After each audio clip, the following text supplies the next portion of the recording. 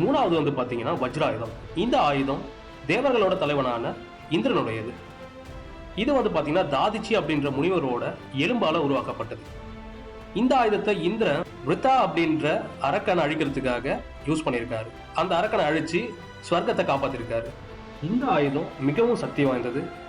இடியையும் மின்னலையும் வெளியிடக்கூடியது. அப்புறம் வைரம் போல மிகவும் உறுதியானது. ரெண்டாவது இடத்துல இருக்கிறது சிவபெருமான் கையில் இருக்கக்கூடிய திரிசூலம். இது வந்து பார்த்தீங்கன்னா மிகவும் சக்தி வாய்ந்த ஒரு ஆயுதம்.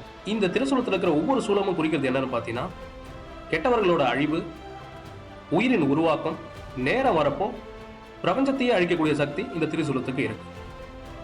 கடவுளான சிவபெருமான் கெட்டவர்களை அழிச்சு இந்த உலகத்தை காப்பாத்துறாரு.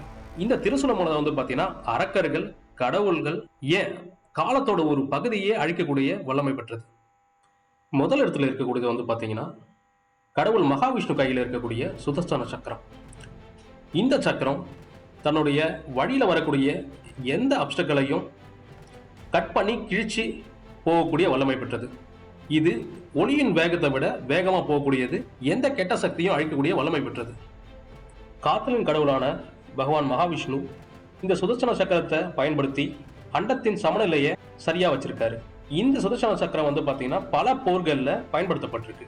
சும்பா அப்படின்ற அரக்க அரசனை கொல்றதுக்காகவும் இதை வந்து பாத்தீங்கன்னா கடவுள் பயன்படுத்தியிருக்காரு. இது மட்டும் இல்லாம மகாபாரதத்துல கிருஷ்ணரும் இதை பயன்படுத்தியிருக்காரு.